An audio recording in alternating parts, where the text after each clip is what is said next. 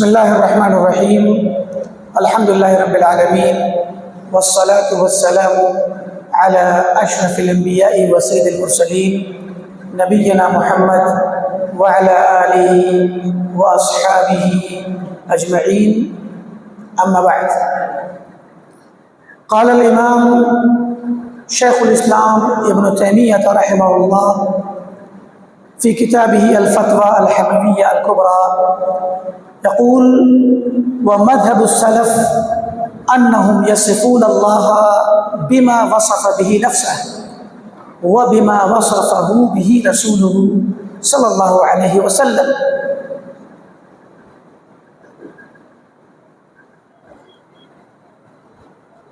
جیسا کہ آپ تمام حضرات کو معلوم ہے کہ ہماری یہ کتاب فتویٰ حمویہ کبریٰ اللہ تعالیٰ کی صفات اور اس کے ناموں کے سلسلے میں خاص کر قرآن میں اور حدیث نبوی میں جو آیات اور احادیث اور نصوص ہیں ان نصوص کے متعلق ایک منہجی انداز میں گفتگو چل رہی ہے. اس کتاب کا موضوع یہی ہے کہ جو آیات آتی ہیں قرآن میں جن میں اللہ تعالیٰ کی صفات کا ذکر ہے تو کیا ان صفات کو اور ان آیات کو ویسے ہی مان لیا جائے جیسے آئی ہیں یا ان کے اندر کوئی تعویل یا تفسیر ان کی بیان کی جائے. تو ہم پیچھے بتا چکے ہیں کہ سلف کا جو طریقہ تھا وہ یہی تھا کہ قرآن میں جیسے آیا ہے ویسے ہی مانا جائے, اس کی الگ سے کوئی تفسیر اور تعویل نہ کی جائے. یہی موضوع چل رہا ہے, ہم بارہا ان کی وضاحت کر چکے ہیں. ڈائریکٹ آتے ہیں کتاب کی عبارت کی طرف. فرماتے و مذہب السلف, سلف کا مذہب اور طور طریقہ یہ ہے کہ انہم یصفون اللہ, کہ وہ اللہ تعالیٰ کی صفات بیان کرنے میں انہی صفات کا ذکر کرتے ہیں بما وصف به نفسہ, جن صفات کے ذریعے اس نے خود کو موصوف کیا ہے. یعنی جن صفات کا ذکر اللہ نے اپنے لیے قرآن میں کر دیا تو سلف بھی صحابہ تابعین اور ائمہ سلف انہی صفات کا ذکر کریں گے اللہ کے حق میں کہ اللہ تعالیٰ ان صفات سے موصوف ہے. وَبِمَا وَصَفَهُ بِهِ رَسُولُهُ صلی اللہ علیہ وسلم, اور ان صفات کے ذریعے جن کے ذریعے اللہ کے رسول نے اللہ کی صفت بیان کی تو ان صفات کا بھی ذکر سلف کرتے ہیں.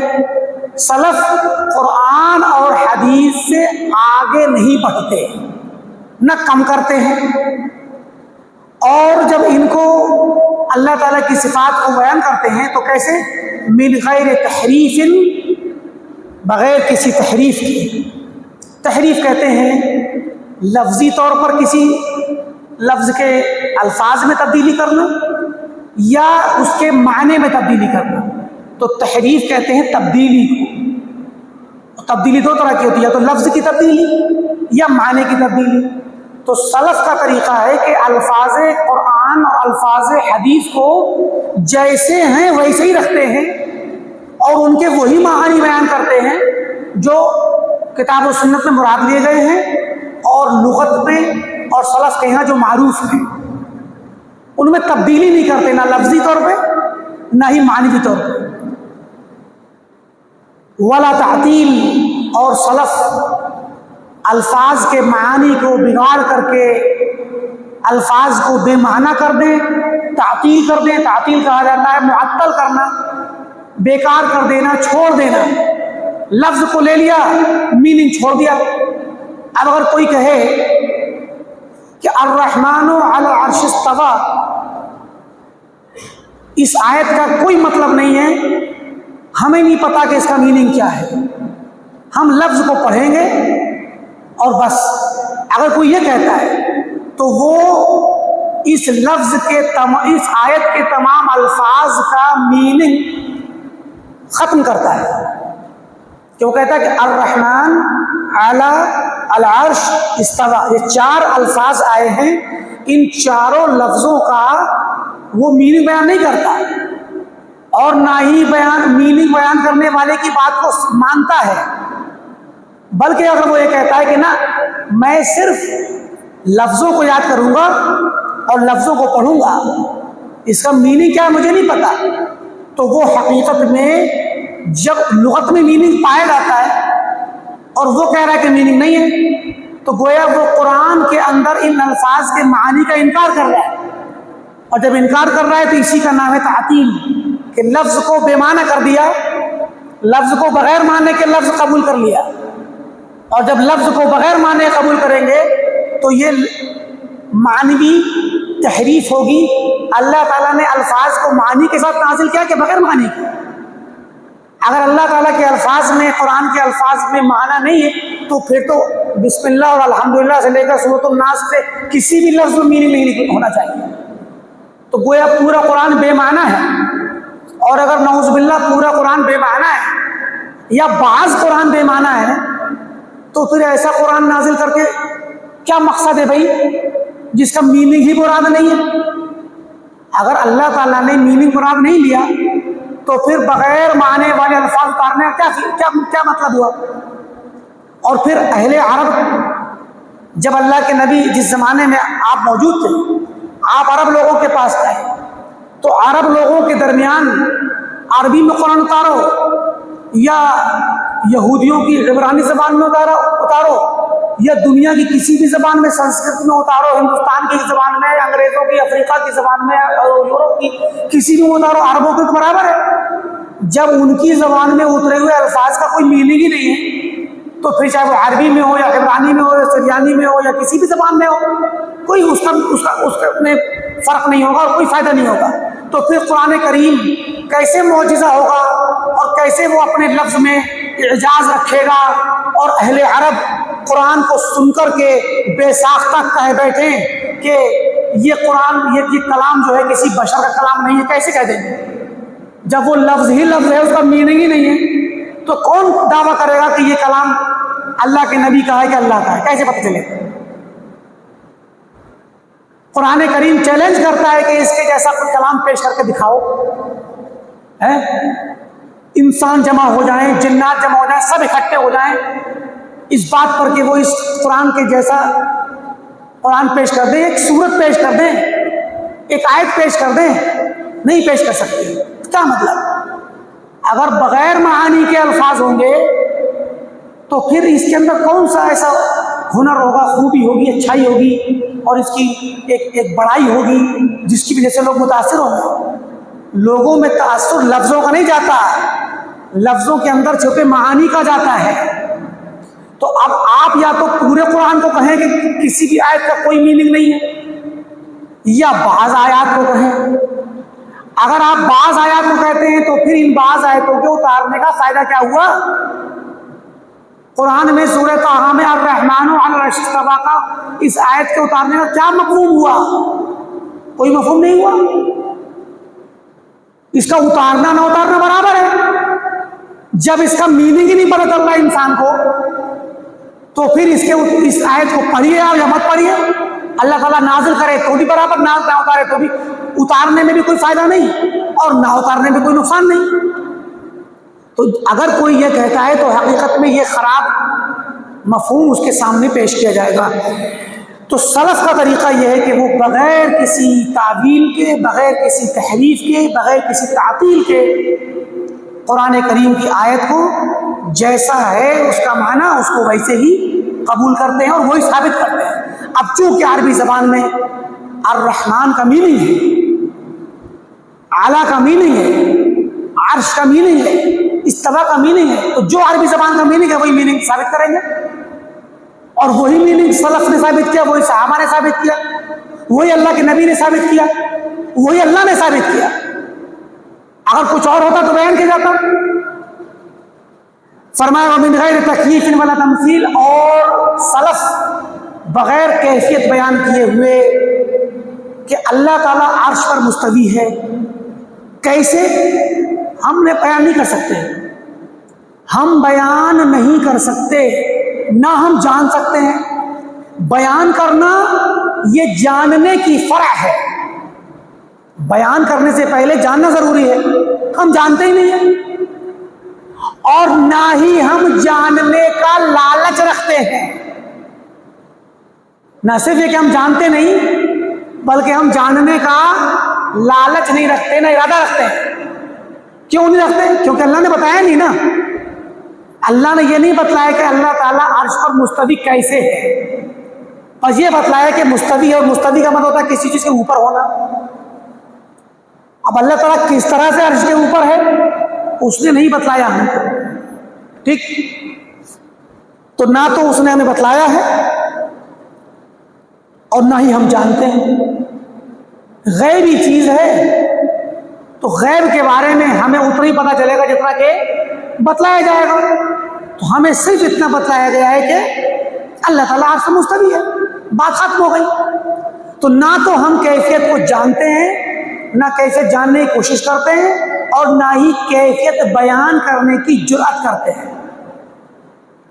ولا تمثیل، اور نہ ہم مثال دیتے ہیں اللہ تعالیٰ کے عرش پر مستوی ہونے کی مثال دیتے ہیں کہ کوئی کہے کہ عرش مستوی اس طرح سے ہے جیسے فلاں چیز نہیں۔ کسی چیز سے مثال دینے بھی علم کی فرع ہے۔ اگر ہم نے دیکھا ہوتا اللہ تعالیٰ کو کہ کیسے مستوی ہے، اور بیان کرنے کے لیے الفاظ نہ ہوتے تو مثال دے کر کے بیان کرنے کی شکل ہوتی تو بیان کر دی جاتی۔ تو اللہ تعالیٰ کو کسی نے دیکھا نہیں تو کیسے بیان کرے گا؟ لہذا مثال بیان کرنا، تشبیہ دینا، یہ بھی جاننے کی فرع ہے، جاننے کی ہی فرع اور اس کی شاخ ہے کہ آپ اگر بیان کر رہے ہیں کہ ایسے، تو پھر اس کا مطلب آپ جانتے ہیں۔ تو کہاں سے جانا آپ نے پہلے بتائیے؟ تو آپ کے پاس جاننے کا کوئی راستہ ہی نہیں ہے۔ تو جو شخص یہ کہے کہ میں اللہ تعالیٰ کے عرش پہ مستوی ہونے کی کیفیت جانتا ہوں، تو اس سے مطالبہ کیا جائے گا کہ وہ بتلائے کہ کہاں سے جانا، دلیل پیش کرو، کیونکہ اللہ نے تو بتلایا نہیں، نہ اللہ کے رسول نے بتلایا۔ تو یہ محض اس کا یہ خام خیالی اور اس کا وہم ہوگا جو کہ شیطانی وہم ہے۔ وَنَعْلَمُ، اور ہم یہ جانتے ہیں، أَنَّمَا وُصِفَ اللَّهُ بِهِ مِنْ ذَلِكَ، کہ وہ تمام صفات جن کے ذریعے اللہ تعالیٰ کی صفت بیان کی گئی ہے، فَهُوَ حَقٌّ، وہ حق ہے۔ یعنی اسی مثال سے لے لیجئے کہ اللہ تعالیٰ کی صفت آئی ہے عرش پہ مستوی ہونا، تو ہم یہ جانتے ہیں، اہل سنت والجماعت، اہل الحدیث، ہم جانتے ہیں کہ یہ مستوی ہونا برحق ہے، حقیقت میں اللہ تعالیٰ مستوی ہے عرش پہ، لیس فیہ لغز، اس میں کوئی پہیلی نہیں ہے، یہ لفظ کوئی پہیلی والا نہیں ہے۔ کوئی کہے کہ نہیں ایک بتا تو دیا گیا ہے، اس کا میننگ یہ نہیں جو اس میں ظاہر ہو رہا ہے۔ پہیلیاں جانتے کہ نہیں آپ لوگ؟ پہیلی میں کوئی لفظ بولا جاتا ہے، اس کا ظاہری میننگ تو بڑا آسان ہوتا ہے، مگر اس سے مراد کچھ اور ہوتی ہے۔ پہیلی بوجھنا تو اللہ تعالیٰ کی صفات والی آیات میں اور احادیث میں کوئی پہیلیاں نہیں بجھائی گئی ہیں کہ بول دیا کچھ اور مراد کچھ ہو۔ لیس فیہ لغز والا احاجی، احاجی بھی یہ پہیلیوں کے لیے ہوتا ہے، تو اس کی پزل نہیں ہے، کوئی لفظی کھیل نہیں ہے، لفظوں کا کھیل نہیں کہ بول دیا گیا الرحمن علی العرش استویٰ اور مراد کچھ اور ہو، نہ، جو بولا وہی مراد ہے۔ صاحب زبان جو سمجھتا ہے، اہل زبان جو لفظ سمجھتے ہیں، ان الفاظ کا جو میننگ سمجھتے ہیں وہی مراد ہے، کیونکہ اس لفظ سے اہل زبان، عربی زبان والوں کو مخاطب کیا گیا ہے، اور صحابہ نے کوئی اور تفسیر بیان نہیں کی، نہ سوال اٹھایا۔ جب سوال نہیں اٹھایا تو پھر وہی میننگ ہوگا جو اس کا لفظ کا میننگ ہے۔ بل معنی یعرف، بلکہ ان آیات اور احادیث کا معنی پہچانا جاتا ہے، من حیث، اسی اعتبار سے، یعرف مقصود المتکلم بکلامی، جس اعتبار و حیثیت سے کسی بھی متکلم کی کلام کا مفہوم اور مقصود جانا جاتا ہے۔ کوئی بھی شخص ہمارے درمیان آ کر کھڑے ہو کر ایک جملہ بولے اور ایک خطاب کرے اور کوئی بات کہے تو ہر آدمی اس کا میننگ سمجھ لیتا ہے، اس کا مقصود سمجھ لیتا ہے۔ ایسے ہی صحابہ کے درمیان اللہ کے نبی کے پاس قرآن نازل ہوا، جبریل امین نے آپ کو قرآن پہنچایا، آپ نے صحابہ کے درمیان پہنچا دیا۔ تو ایسے ہی جیسے عام متکلم کی مراد اور اس کے مقصود کو جانا جاتا ہے کہ کلام سنتے ہی سمجھ میں آ جاتی ہے اس کی مراد، ویسے ہی اللہ تعالیٰ کلام بھی سنتے ہی اور پڑھتے ہی اس کی مراد سمجھ میں آ جاتی ہے۔ لا سیما اذا کان المتکلم عالم الخلق بما یقول، اور کیا قرآن کا متکلم جس نے قرآن بولا، قرآن کے الفاظ بولے، وہ اللہ تعالیٰ ہے نا، قرآن کا متکلم اور حدیث کا متکلم اللہ کے نبی ہیں۔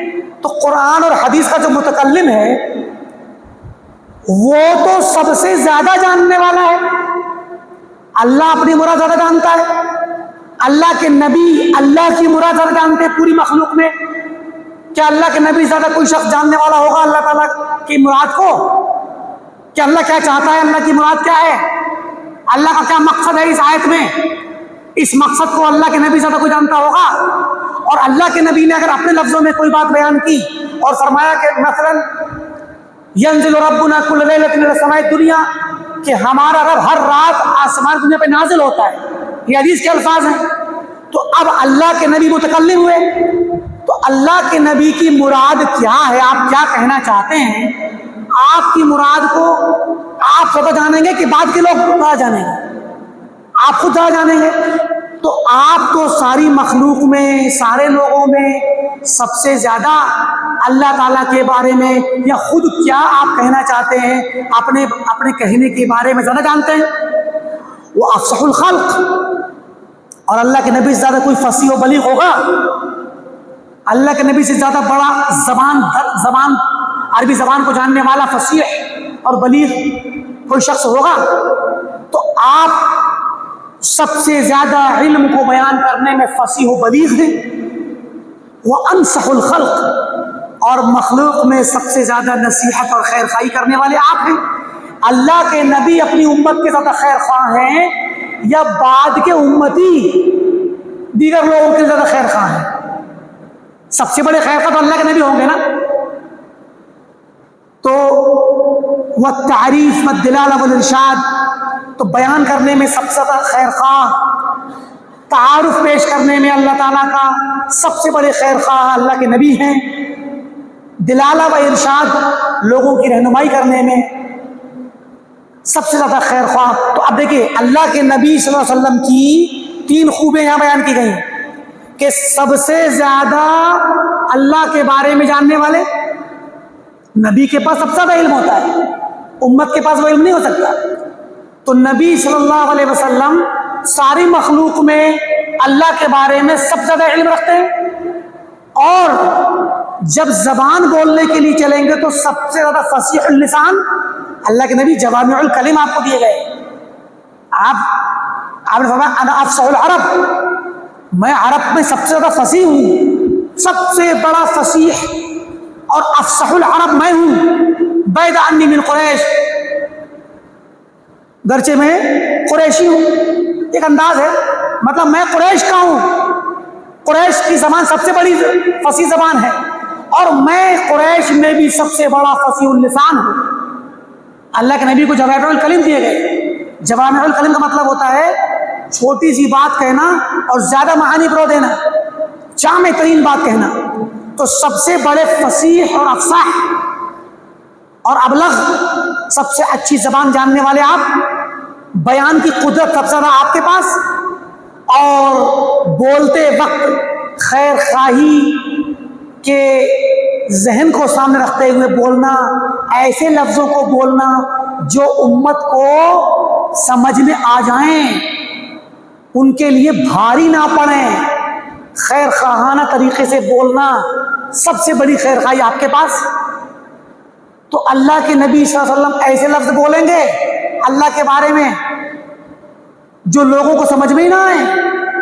ہمارے لوگ علماء دیوبند اور علماء بریلی جو یہ تعویل کرتے ہیں کہ اللہ تعالیٰ ہر رات نازل نہیں ہوتا، ینزل ربنا کا ترجمہ بتلاتے ہیں کہ اللہ تعالیٰ رات نازل نہیں ہوتا، اللہ کا حکم نازل ہوتا ہے.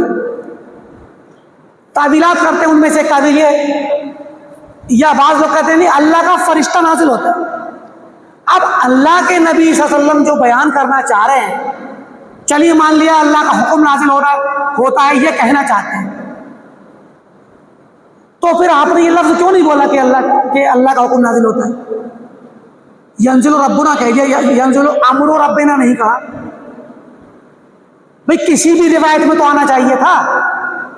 پہلا سوال تو اٹھے گا نا.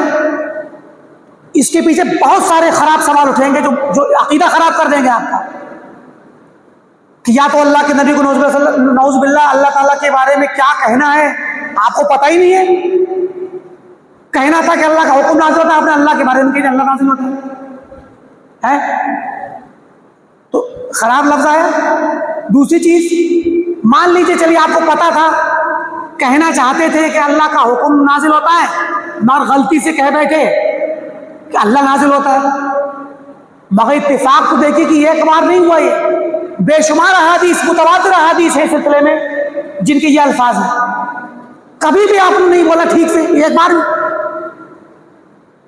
چلیے مان لیجیے آپ نے صحیح بولا تھا، ینزل امر ربنا کہا تھا، مگر غلطی صحابہ نے کر دی. صحابہ نہ محفوظ کر سکے، نہ ٹھیک سے سمجھ سکے آپ نے کہا کیا تھا، اور اپنے طریقے سے بول دیا صحابہ نے اپنی مرضی سے. یا آپ نے صحیح بولا لیکن صحابہ نے محفوظ نہیں رکھا، یاد تو کیا تھا بھول گئے. یا صحابہ نے ٹھیک بولا، بعد کے لوگوں نے روایتوں میں تصرف کر لیا، تو دین تو کھلواڑ ہو گیا، تو محفوظ کہاں رہا دین. تو یہ خراب الفاظ، خراب معانی، خراب سوالات اسی لیے اٹھیں گے جب آپ بلا وجہ کی ٹانگ اڑائیں گے. اچھا چلیے مان لیا کسی حد تک تھوڑی دیر کے لیے تسلیم کر لیا کہ ینزل ربنا کا میننگ ہے اللہ تعالیٰ نازل نہیں ہوتا بلکہ اللہ تعالیٰ کا حکم نازل ہوتا ہے. تو یہ اتنے زیادہ اہتمام سے بولنے کی کیا ضرورت ہے؟ کیا اللہ تعالیٰ کا حکم صرف رات کے تیسرے پہر میں نازل ہوتا ہے اور کسی وقت میں نازل نہیں ہوتا؟ ینزل امر ربنا فی ثلث اللیل الآخر، رات کا جب تیسرا پہر ہوتا ہے تبھی اللہ کا حکم نازل ہوتا ہے، باقی وقت میں اللہ کا حکم نازل نہیں ہوتا. ابھی ہم نے آپ کے سامنے ایک آیت پڑھی، یتنزل الامر بینہم، آسمانوں اور زمینوں کے درمیان اللہ کا امر نازل ہوتا ہے. ہر وقت نازل ہوتا ہے اللہ کا حکم، کیونکہ ہر وقت اللہ تعالیٰ کی کائنات میں کچھ نہ کچھ واقعات رونما ہو رہے ہیں. تو پھر قرآن تو کہہ رہا ہے کہ ہر وقت نازل ہوتا ہے، اور حدیث کہہ رہی ہے کہ رات کے آخری پہر پر نازل ہوتا ہے. یا قرآن کے عام لفظ کو خاص کر رہی ہے، مطلق کو مقید کر رہی ہے. تو پھر اس کا فائدہ کیا ہوگا کہ لوگوں اللہ کا حکم آخری پہر میں نازل ہوتا ہے، کیا ملا آپ کو؟ کچھ نہیں ملا. قرآن کی اس آیت کا مفہوم تھوڑا سا تنگ ہو گیا. قرآن کہہ رہا ہے کہ یتنزل الامر بینہم، آسمان و زمین میں اللہ کا حکم نازل ہوتا ہے، اور حدیث نہ کہ تنگ کر دیا مفہوم بس. جبکہ اسی لیے ابن قیم نے کہا ہے کہ یہ سن کر کے کوئی بھی اللہ والا، اللہ کا بندہ اللہ کی طرف راغب نہیں ہوگا. کیا کرے گا وہ آخری پہر میں اٹھ کر کے تہجد پڑھ کر کے کیا کرے گا؟ جبکہ جب آپ یہ جانیں گے کہ نہیں، حکم نہیں، اللہ نازل ہوتا ہے، تب شوق پیدا ہوگا اللہ سے ملاقات کا، اللہ سے بات کرنے کا، تہجد میں اٹھنے کا. مدینہ کی یا سعودی عرب کی کسی بزرگ خاتون کے بارے میں ایک شیخ نے اپنی درس میں بیان کیا، بڑی ہی بزرگ خاتون، وہ رات کو تہجد میں اٹھتی تھی. دیکھا کہ کسی ان کے بیٹے نے پوچھا کہ والدہ کہ اماں جان آپ اتنا زیادہ تہجد کی پابند ہیں، آخر کیا جذبہ آپ کے دل میں، کیا سوچ کے آتا کرتی ہیں؟ عرب لوگوں کی فہم دیکھیے آپ۔ اس نے کہا کہ حدیث میں آتا ہے کہ اللہ تعالیٰ ہر رات آخری پہر میں جب رات کا آخری حصہ بچتا ہے، تیسرا حصہ، آسمان دنیا پر نازل ہوتا ہے۔ تو کہتی ہے کہ میں جب یہ جانتی ہوں کہ اللہ تعالیٰ آخری پہر میں نازل ہوتا ہے تو مجھے شرم آتی ہے کہ میرا رب آئے اور میں سوتی رہوں۔ میرا رب آسمان دنیا پر آئے اور میں خراٹے سے غفلت کے ساتھ سوؤں، مجھ سے نہیں ہو سکتا۔ مجھے حیا آتی ہے، شرم لگتی ہے اللہ تعالیٰ سے۔ وہ آیا ہوا ہے ہمارے لیے، وہ پکار رہا ہے کہ من یدعونی فاستجیب لہ، کون مجھے پکارتا ہے کہ اس کی دعا سن لوں؟ من یسألنی فاعطیہ، کون کچھ مانگنا چاہتا ہے کہ اس کو دے دوں؟ من یستغفرنی فاغفر لہ، کون گناہوں کی بخشش طلب کرنا چاہتا ہے کہ بخش دوں؟ وہ پکار رہا ہے اور ہم سوئیں؟ بولی مجھ سے نہیں ہوگا، مجھے شرم آتی ہے۔ ہمارا رب آیا ہوا ہے اور ہم سوئے رہے ہیں۔ اب یہ مفہوم کہاں سے نکل کے آیا؟ یہ جذبہ کب پیدا ہوا؟ جب آپ کو حدیث سے یہ قیمتی معنی ملا کہ ہمارا رب اترتا ہے آسمان دنیا پر۔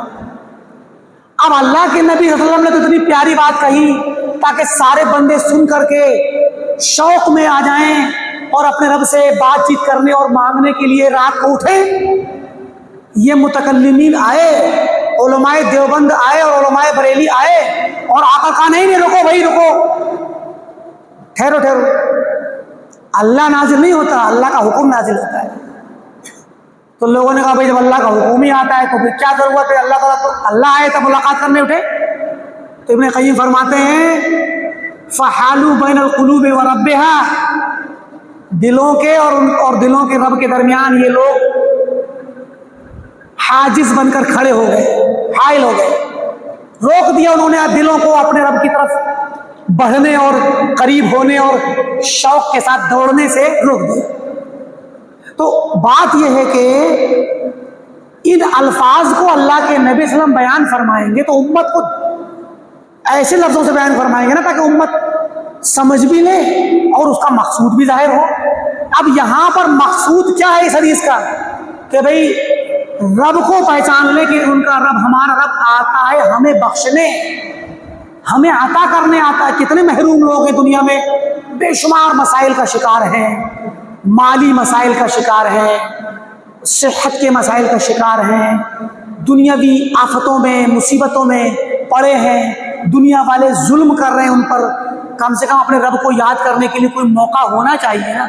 تو رات کی تنہائی میں جب دنیا سو رہی ہو، بندہ اٹھے اور اپنے رب سے بات کرے، اور جب اسے پتا ہوگا کہ میرا رب آیا ہوا ہے آسمان پہ تو بات کرنے میں زیادہ اس کو مزہ آئے گا نا، زیادہ شوق ہوگا۔ اور یہ کہتے ہیں کہ رب نہیں آتا بلکہ اس کا حکم آتا ہے یا فرشتہ آتا ہے۔ تو مراد یہ کہ یہ سب انہوں نے کتاب اللہ و سنت رسول اللہ کے نہ صرف مخالف بات کہی بلکہ اس کے نتیجے میں لوگوں کو اپنے رب کے قریب جانے سے روک دیا۔ وہ سبحانہ مع ذالک، اللہ تعالیٰ کی تمام صفات ہم بیان کرتے ہیں جو اس نے ذکر کی ہیں، اس کے ساتھ ساتھ اللہ سبحانہ و تعالیٰ اس کی شان کیا ہے؟ لیس کمثلہ شیء، اللہ کے مثل کوئی چیز نہیں۔ وہ آتا ہے آسمان دنیا پہ، وہ اپنے اس کا آنا کیسے ہوا، کیسے اترتا ہے، کیا اس کی شان ہے؟ ہماری طرح نہیں اترتا۔ ہم چھت پہ سے اتریں نیچے تو چھت پہ تھے، چھت خالی ہو جائے گی، ہم نیچے آ جائیں گے، چھت ہمارے اوپر ہو جائے گی۔ یہ تو ہمارا طریقہ ہے۔ اللہ تعالیٰ کیسے اترتا ہے؟ ہم اگر اپنے پہ قیاس کریں گے تو ہم تو خود سے تشبیہ دے رہے ہیں اللہ کو۔ تو فرمایا کہ اللہ کے مثل کوئی چیز نہیں اور نہ وہ کسی کے مثل ہے۔ تو جب وہ اس کے مثل کوئی چیز نہیں اور نہ وہ کسی کے مثل ہے تو آپ اللہ کے نزول کو اپنے نزول کے جیسے کیسے سمجھ سکتے ہیں؟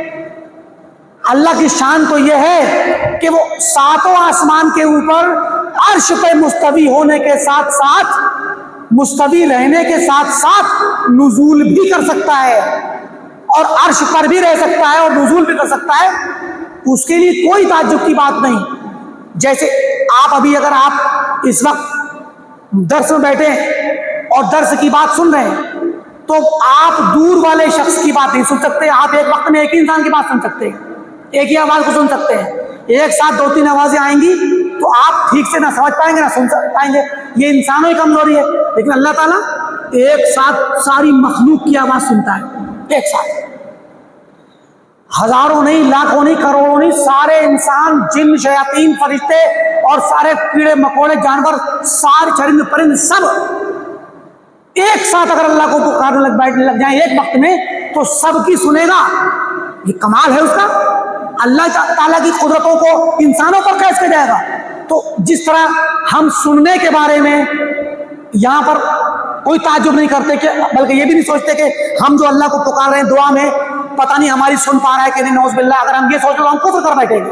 تو ہمارا یقین اور اعتقاد ہے کہ اللہ ہماری دعا کو سن رہا ہے, چاہے پوری دنیا پکار رہی ہو, چاہے پوری کائنات کے سارے لوگ ایک ہی وقت میں اللہ کو پکار رہے ہوں ہاتھ اٹھا کر کے, اور ہم بھی پکار رہے ہوں, تو ہمیں بھی اللہ سن رہا ہے اتنا ہی جتنا دیگر کو سن رہا ہے. تو ہمیں اس میں کوئی شک شبہ اور تعجب اور پریشانی نہیں ہوتی. تو ویسے ہی آپ یہ بھی پریشان ہونے کی ضرورت محسوس نہ کریں کہ اللہ تعالیٰ عرش پر بھی مستوی ہے اور اتر بھی آتا ہے. کیسے آیا وہ جانے, وہ کیسے سنتا ہے تمام لوگوں کی بات کو وہ جانتا ہے, ہمیں کیا پتا.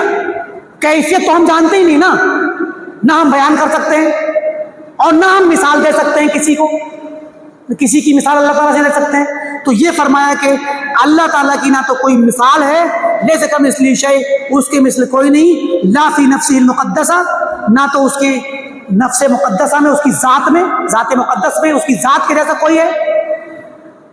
المذکور باسماء و صفاتہ, جس کے اسماء و صفات بیان کیے گئے ہیں جس ذات کے, ولا فی افعالہ, اور نہ اس کے افعال میں اس کے جیسا کوئی ہے. تو دیکھیے, سننا, سب لوگوں کی دعا سننا, یہ اس کی صفت ہے, اللہ کی صفت ہے. اور آسمان دنیا پر اترنا اللہ کا فعل ہے, یہ بھی صفت ہے لیکن فعل ہے. تو اس کی صفات, اس کے اسماء, اس کے افعال, اس کی ذات, سب اسی کی شان کے مطابق تنہا منفرد ہیں, اور ان تمام چیزوں میں اس کا کوئی مثیل اور مشابہ نہیں, اور نہ وہ کسی اور کے مشابہ ہے. تو اس کی تمام صفات ثابت کی جائیں گی, تمام افعال ثابت کیے جائیں گے مشابہت اور مماثلت کی نفی کے ساتھ. فَكَمَا نَتَيَقَّنُ أَنَّ اللَّهَ سُبْحَانَهُ لَهُ ذَاتٌ, تو جس طرح ہمارا یہ یقین ہے کہ اللہ سبحانہ و تعالیٰ کی اپنی ایک ذات مقدسہ ہے. بھئی چلیے, دیوبند والے متکلمین اور علماء بریلی اور علماء ماتریدی اور اشعری, یہ لوگ اللہ کی ان صفات کو نہیں مانتے, تعویل کرتے ہیں. ذات کو تو مانتے ہیں کہ اللہ کی ذات ہے. جب ذات مانتے ہیں کہ اللہ کا وجود ہے, اس کی ذات ہے, تو جس طرح ذات کو آپ نے بغیر کس, حالانکہ انسان کی بھی ذات ہوتی ہے, ہر ایک کی ذات, اس گلاس کی بھی ذات ہے, ہر کسی جس کا وجود ہے اس کی ذات ہے. تو اب خاص کر اس چیز کا وجود, ذات اس کی کہتی ہوتی جو جس کا وجود بنفس نفیس کو, بنفس نفیس اس کو اپنے وجود کے لیے کسی اور کے سہارے کی ضرورت نہ ہو. تو انسان بنفس نفیس قائم بالذات ہے, قائم بالذات. اللہ بھی قائم بالذات ہے. تو جس طرح انسان قائم بالذات ہے, اللہ قائم بالذات ہے, تو آپ پھر بھی اللہ کی ذات کو ثابت مانتے ہیں, اور انسان میں اور اللہ میں مشابہت نہیں سمجھتے, اللہ کی ذات مقدسہ میں. تو ویسی صفات کو بھی آپ اللہ کی ثابت مانیے جیسے اللہ کی ذات کو ثابت مانا ہے. تو جس طرح اللہ ہمیں یقین ہے کہ اللہ کی ذات ہے, اور حقیقت میں وَلَوْ أَفْعَالٌ حَقِيقَةٌ, اور حقیقی طور پر اس کے اپنے افعال ہیں جو وہ کرتا ہے. فَكَذَلِكَ لَهُ صِفَاتٌ حَقِيقَةٌ, تو اس کی صفات بھی ہیں حقیقی طور پہ. وَهُوَ لَيْسَ كَمِثْلِهِ شَيْءٌ, اور اللہ تعالیٰ کے مثل کوئی چیز نہیں. لا فی ذاتہ, نہ تو اس کی ذات میں, ولا فی صفاتہ, نہ تو اس کی صفات میں, ولا فی افعالہ, نہ اس کے افعال میں. یعنی ایک سمپل سا قاعدہ ہے کہ بھئی اللہ تعالیٰ کی ذات مقدسہ موجود ہے, اور مخلوق کی بھی ذوات ہیں. جب اللہ کی ذات کو ثابت کرنے میں مخلوق کی ذوات سے تشبیہ لازم نہیں آتی، تو اللہ کی بھی صفات ہیں، مخلوق کی بھی صفات ہیں، تو اللہ کی صفات ثابت کرنے میں مخلوق سے تشبیہ لازم کیسے آئے گی؟ اسی کو ابن تیمیہ رحمۃ اللہ علیہ نے اپنی دوسری کتاب التدمریہ ان کی ایک کتاب ہے، تدمر ایک شعر ہے، اس کی طرف منسوب ہے، فتویٰ سوال تھا تو رسالہ تدمریہ، اس میں انہوں نے قاعدہ بیان کیا ابن تیمیہ نے، القول فی الصفات کالقول فی الذات، کہ اے متکلمین مؤولہ اور ماتریدی و اشعری علماء، آپ اللہ کی صفات کو تشبیہ کے خوف سے تعویل کر کے انکار کرتے ہیں، تو صفات میں بات کرنا ویسے ہی جیسے ذات میں بات کرنا، جب آپ ذات کو ثابت مانتے ہیں اور اس کی ذات کو مشابہ نہیں سمجھتے غیروں سے، تو صفات بھی ثابت مانی ہے، اور اگر صفت ثابت کرنے میں مشابہت لگتی ہے تو پھر ذات کو بھی ماننے میں مشابہت لگے گی۔ بات سمجھ آئی کہ نہیں آئی؟ فرماتے وَكُلُّ مَا أَوْجَبَ نَقْصًا، اور ہر وہ چیز جو اللہ تعالیٰ کی ذات میں نقص پیدا کرے، کسی بھی لفظ سے، کسی بھی میننگ سے، کسی بھی صفت سے، اللہ کی ذات میں، اللہ کی صفات میں خامی اور عیب اور کمی، نقص لازم آتا ہو، او حدوثاً، یا کوئی نیا پن، اللہ کی ذات میں نیا پن ظاہر ہوتا ہو، فإن اللہ منزہ عنہ حقیقہ، تو اللہ تعالیٰ ان چیزوں سے منزہ ہے، اللہ تعالیٰ ہر طرح کے عیب سے، نقص سے منزہ ہے، دور ہے، پاک ہے، اور ہر طرح کے نئے پن سے بھی پاک ہے۔ نیا پن کیا ہوتا ہے؟ یعنی کوئی ایسی صفت اللہ کی ثابت مانی جائے جو پہلے اللہ کی ذات میں نہیں تھی، اب پیدا ہو گئی۔ کوئی ایسے کہے کہ نہیں، اللہ تعالیٰ پہلے تو نازل نہیں ہوتا تھا کبھی بھی، لیکن اب نازل ہونے لگا، ایسے اگر کوئی کہے تو ہر وہ نئی صفت، نیا نیا معنی جو اللہ کی ذات میں پہلے نہیں تھا اب ہے، کوئی اب ثابت مانے گا تو یہ باطل ہے، کیونکہ اللہ تعالیٰ کی صفات نئی نہیں ہو سکتی، پرانی۔ کوئی بھی ایسی صفت جو اللہ تعالیٰ کی ہم ثابت کر رہے ہیں اور ہم یہ کہہ دیں نہیں پہلے نہیں تھی اب ہے، تو یہ جائز نہیں، یہ باطل ہے۔ بلکہ اللہ تعالیٰ ہر جو بھی اس کی صفات ہیں وہ اپنی تمام صفات سے ہمیشہ سے متصف ہے، ازل سے، اور ہمیشہ متصف رہے گا، مگر فرق یہ ہے کہ بعض صفات اللہ تعالیٰ کی ذاتی ہوتی ہیں جو ہمیشہ اس کی ذات کے ساتھ قائم ہے، جیسے علم ہے، قدرت ہے، حیات ہے، وغیرہ وغیرہ، ہمیشہ اللہ کا علم اللہ کے ساتھ ہے، اللہ کی طاقت اور قدرت ہمیشہ اللہ کے ساتھ ہے، اس کی حیات ہمیشہ اللہ کے ساتھ ہے، یہ صفات ذاتیہ ہو گئی۔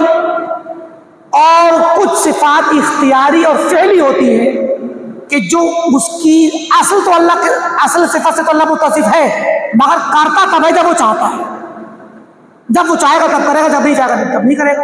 اب نزول جب چاہتا تب کرتا، جب نہیں چاہتا تب نہیں کرتا۔ فإن اللہ سبحانہ مستحق للکمال، کیونکہ اللہ تعالیٰ کمال کا مستحق ہے، وہ اس بات کا حقدار ہے کہ اس کو ہر اعتبار سے کمال اور کامل ترین شکل میں اس کو مانا جائے۔ الذی لا غایۃ فوقہ، جس کے بعد کوئی اس کے اوپر کوئی غایت نہیں بچتی، انتہا درجے کا کمال اللہ کے لیے ثابت مانا جائے گا۔ وَيَمْتَنِعُ عَلَيْهِ الْحُدُوث، کچھ الفاظ ہیں مشکل آ رہے ہیں، ہم ترجمہ کر دیتے ہیں، بعد میں انشاءاللہ آئندہ درس میں ان کی وضاحت کی جائے گی، کیونکہ یہ فلسفیانہ اور منطقی علم کلام کے الفاظ ہیں، دو لائن کا ترجمہ کر دیتے ہیں۔ وَيَمْتَنِعُ عَلَيْهِ الْحُدُوث، اللہ تعالیٰ کی ذات پر نیا پن ممتنع اور مستحیل ہے کہ اس کی ذات پر نیا پن طاری ہو۔ لِامْتِنَاعِ الْعَدَمِ عَلَيْهِ، کیونکہ اس کی ذات پر عدم ممتنع اور مستحیل ہے۔ کبھی بھی اللہ کی ذات پر ایسا وقت نہیں آیا کہ کوئی ایک صفت مثلا نہیں تھی، عدم تھا، معدوم تھی، نہیں پائی جاتی تھی، اور بعد میں پائی جائے۔ وَاسْتِلْزَامِ الْحُدُوثِ سَابِقَةَ الْعَدَمِ، کیونکہ نیا پن اس لیے مستحیل اور ناممکن ہے کیونکہ نیا پن نہ ہونے اور عدم کو مستلزم ہے۔ ہر نئی صفت اور ہر نئی خوبی، ابھی آپ کوئی نئی مہارت حاصل کر لیں، نئی خوبی، نیا علم حاصل کر لیں، تو اس نئے علم سے پہلے اس نئے علم کی غیر موجودگی اور عدم ہوتا ہے۔ تو ہر نیا معاملہ، ہر نئی صفت، ہر نئی خوبی اور مہارت اپنے سے پہلے عدم اور نہ ہونے کو مستلزم ہے، نہ پائے جانے کو۔ تو اللہ تعالیٰ کی ذات پر نیا پن ناممکن اسی لیے ہے کیونکہ نیا پن اگر پایا جائے گا تو اس نئے سے پہلے اس کا نہ ہونا اور عدم پایا جائے گا، تو اس کی ذات پر عدم بھی ناممکن ہے، تو عدم بھی ناممکن ہے اور حدوث بھی ناممکن ہے۔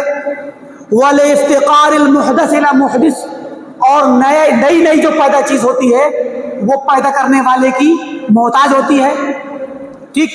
وَوُجُوبِ وُجُودِهِ بِنَفْسِهِ، اور وہ بذات خود اس کا پایا جانا واجبی ہے، وہ واجب الوجود ہے۔ اللہ تعالیٰ کیا ہے؟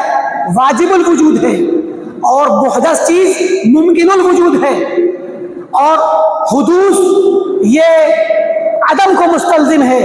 لہذا اللہ تعالیٰ کی ذات پر نہ تو کوئی نئی صفت آئے گی اور نہ ہی کوئی ایسی خوبی آئے گی جو پہلے نہیں تھی اب آ گئی، کیونکہ اس کے اندر حدوث اور عدم کی جو خوبیاں ہیں یہ اللہ تعالیٰ کے واجب الوجود ہونے کے خلاف ہیں۔ تو یہ الفاظ تھوڑے مشکل ہیں، لیکن کوئی حرج نہیں، انشاءاللہ آگے بیان کیا جائے گا۔ اور خلاصہ اس بات کا یہ نکلا کہ سلف کا جو طریقہ اور موقف ہے وہ بڑا سادہ ہے، اور وہ یہ کہ جو بھی اللہ کی صفات اور اللہ کے نام، اسماء و صفات قرآن میں اور حدیث میں آئے ہیں ان کو ویسا ہی تسلیم کرنا، بغیر کسی تبدیلی کے، بغیر تحریف کے، بغیر کیفیت بیان کیے، بغیر تعطیل کے، بغیر مثال بیان کیے، یہ سلف کا طریقہ ہے۔ اور یہی طریقہ سب سے زیادہ علم والا، سب سے زیادہ احتیاط والا ہے، اور سب سے زیادہ حکمت والا ہے۔ اللہ رب العالمین سے دعا ہے کہ اللہ تعالی ہم تمام کو سلف کے مذہب کو جاننے اور اس پر عمل پیرا ہونے کی توفیق دے، اور اس کے خلاف جو باطل مذاہب ہیں ان کو سمجھ کر کے ان کی تردید کرنے کی توفیق دے۔ آمین۔ وآخر دعوانا الحمدللہ رب العالمین، والسلام علیکم ورحمۃ اللہ وبرکاتہ۔